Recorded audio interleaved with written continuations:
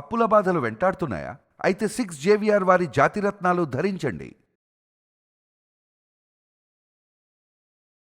ఎండలు, ఉక్కపోత, వేడి గాలులతో అల్లాడిపోతున్న తెలుగు రాష్ట్రాల ప్రజలకు ఎట్టకేలకు ఒక శుభవార్త అందింది. అదే గత కొన్ని వారాలుగా 40 డిగ్రీలకు పైగా నమోదవుతున్న ఉష్ణోగ్రతలు, ఉక్కపోత, వాతావరణం కారణంగా ప్రజలైతే తీవ్ర ఇబ్బందులు ఎదుర్కొంటున్నారు. సో ఈ నేపథ్యంలో ఎంతో కాలంగా ఎదురు చూస్తున్న నైరుతి రుతుపవనాలు కేరళ తీరానికి చేరువ కావటం ఉపశమనాన్ని కలిగించే అంశంగా మారింది.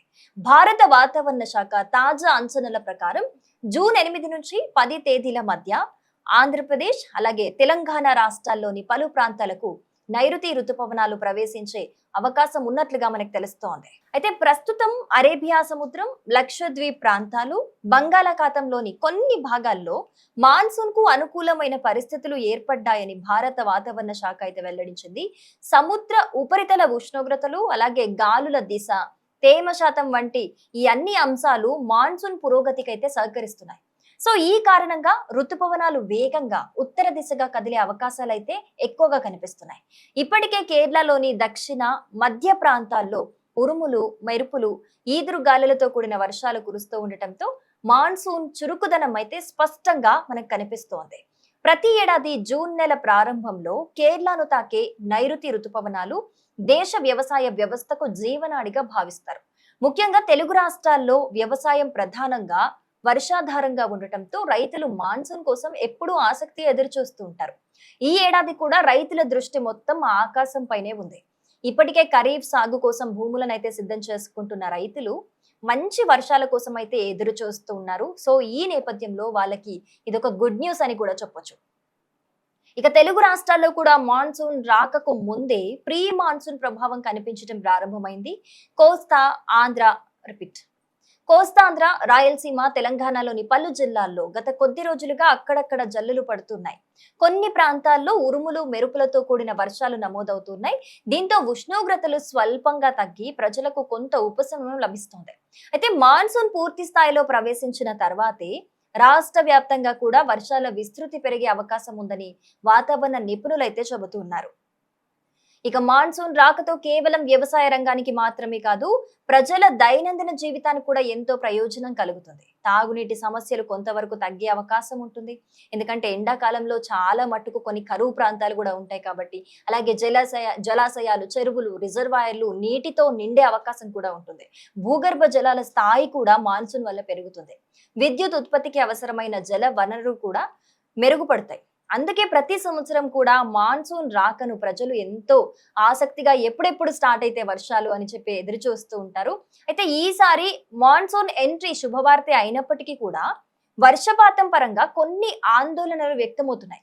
తాజా వాతావరణ అంచనాల ప్రకారం అయితే జూన్ నెలలో దేశంలోని కొన్ని ప్రాంతాల్లో సాధారణం కంటే తక్కువ వర్షపాతం నమోదయ్యే అవకాశం ఉందని నిపుణులు హెచ్చరిస్తున్నారు. ముఖ్యంగా జూన్ మొదటి 10 రోజులలో వర్షాలు బాగానే కురిసే అవకాశాలు ఉన్నప్పటికీ కూడా ఆ తర్వాత వర్షాల తీవ్రత కొంత తగ్గే సూచనలు కనిపిస్తున్నాయని కూడా నిపుణులు చెబుతూ ఉన్నారు. గత కొన్నేళ్లుగా వాతావరణ మార్పుల ప్రభావం ప్రపంచవ్యాప్తంగా కూడా కనిపిస్తూ ఉంది. భారత్ లో కూడా మాన్సూన్ వ్యవస్థలో గణనీయమైన మార్పులు చోటు చేసుకుంటున్నాయి. ఒకప్పుడేమో క్రమబద్ధంగా కురిసే వర్షాలు ఇప్పుడు అసమానంగా నమోదవుతున్నాయి. అంటే ఎప్పట్లాగైతే వాతావరణం ఉండట్లేదు. కొన్ని ప్రాంతాల్లో భారీ వర్షాలు కురుస్తుంటే మరికొన్ని ప్రాంతాలు అయితే వర్షాభావాన్ని ఎదుర్కొంటున్నాయి. ఈ పరిస్థితి వ్యవసాయ రంగంపై అయితే ప్రత్యక్ష ప్రభావాన్ని అయితే చూపుతుంది. అందుకే ఈ ఏడాది మాన్సూన్ ఎలా ఉండబోతోంది అనే అంశంపై రైతులతో పాటు వ్యవసాయ శాఖ అధికారులు కూడా అప్రమత్తంగా ఉండాలని అధికారులు చెబుతూ ఉన్నారు. ఇక వ్యవసాయ నిపుణులు రైతులకు కీలక సూచనలు అయితే చేస్తున్నారు. వాతావరణ శాఖ విడుదల చేసే హెచ్చరికలు, అంచనాలను ఎప్పటికప్పుడు గమనించాలని వారు సూచిస్తున్నారు. వర్షపాతం పరిస్థితులను బట్టి పంటల ఎంపిక, విత్తనాల విత్తకం వంటి వ్యవసాయ కార్యకలాపాలను ప్రణాళికబద్ధంగా నిర్వహించాలని చెబుతున్నారు. ముఖ్యంగా నీటి వినియోగంలో తప్పకుండా జాగ్రత్తలు తీసుకోవటం అవసరమని అధికారులు సూచనలు చేస్తూ ఉన్నారు. ఇక మొత్తానికి కేరళ తీరాన్ని తాకిన నైరుతి రుతుపవనాలు వేగంగా ముందుకు కదులుతూ మరో వారం రోజుల్లోనే తెలుగు రాష్ట్రాలకు చేరుకునే అవకాశాలు అయితే బ్రహ్మాండంగా కనిపిస్తున్నాయి. జూన్ 10 నాటికి ఆంధ్రప్రదేశ్, తెలంగాణలో మాన్సూన్ ఎంట్రీ జరిగే అవకాశం ఉందని వాతావరణ శాఖ అయితే ఒక అంచనా వేస్తుంది. దీంతో మండిపోతున్న ఎండల నుంచి ప్రజలకు కొంత ఉపశమనం లభించే అవకాశం అయితే ఉంది.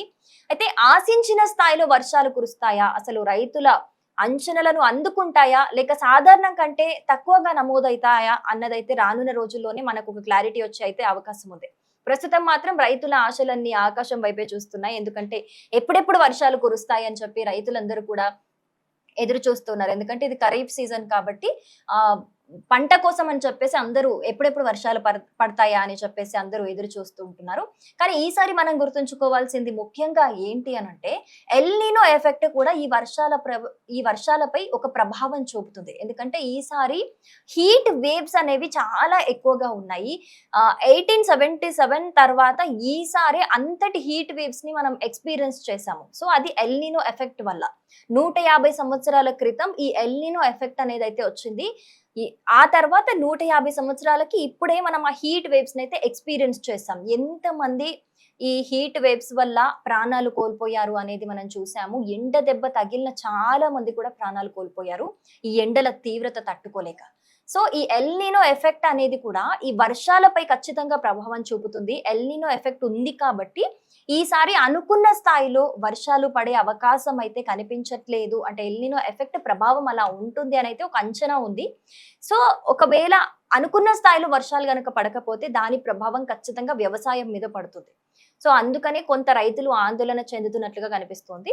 సో చూడాలి, ఏది ఏమైనప్పటికీ కూడా మరో వారం నుంచి 10 రోజుల్లో అయితే మాన్సూన్ స్టార్ట్ అయ్యే అవకాశం ఉంది. మరి ఎల్‌నినో ప్రభావం బట్టి వర్షాలు తక్కువ స్థాయిలో నమోదవుతాయా? లేకపోతే నార్మల్ గానే వాతావరణం ఉంటుందా? అసలు ఏంటి అనేది అయితే ఒక్కసారి మాన్సూన్ ఎంట్రీ అయితేనే ఒక అంచనాకైతే వాతావరణ శాఖ వచ్చే అవకాశాలైతే మనకు కనిపిస్తున్నాయి.